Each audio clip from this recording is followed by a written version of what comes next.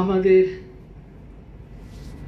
আমাদের পুরো ইতিহাস, পুরো সংস্কৃতিকে ভালোবাসা, সেইটাকে আমরা এই গানের মধ্যে দিয়ে পাই।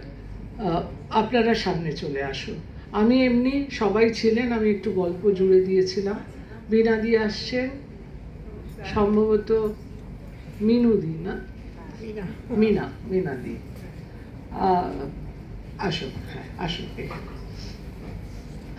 আনন্দ মঠের বন্দে মাতরমের 150 বছর আজকে কিন্তু আরেকটা ভীষণ ইম্পর্ট্যান্ট একটা ডেট।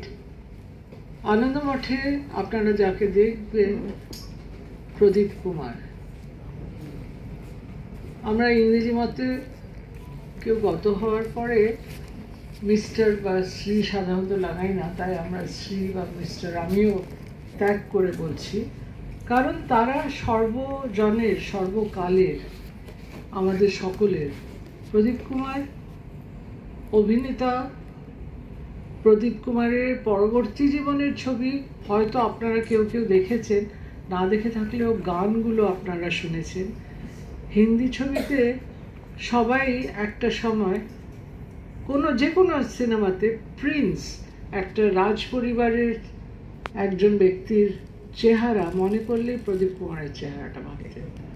কত ছবিতে যে উনি, সে কোনো মুঘল পিরিয়ড, কোনো হিন্দু রাজবংশ, যেখানেই হোক, ওনার চেহারার মধ্যে একটা ছিল একটা আভিজাত্য, যেটা এত সহজে মানে ওনাকে ওই রোলগুলোতে অ্যাকসেপ্ট করে নেওয়া যেত।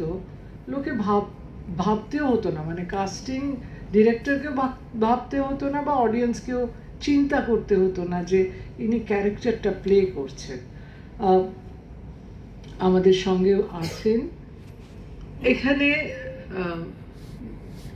আমাদের নন্দনের তরফ থেকে কেউ আছেন কারা ফেলিসিটেট করবেন?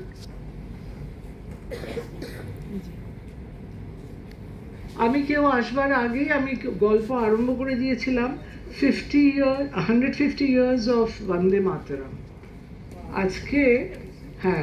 আজকে দিল্লিতে কিন্তু বড় রকম ভাবে এটা সেলিব্রেটেড হচ্ছে।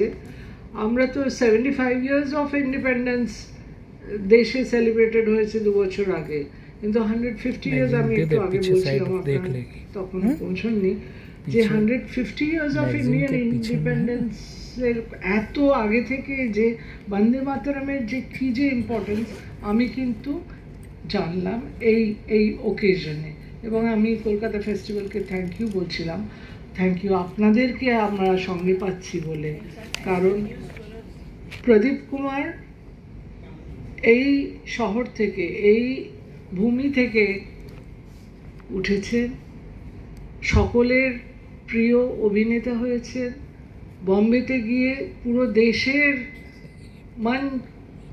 মন চাহিদা অভিনেতা হয়েছেন, এবং সেইভাবেই কিন্তু আবার ফেরত এসেছেন। আমরা গৃহপ্রবেশে ওনাকে পেয়েছি এখানে উত্তম কুমারের সঙ্গে।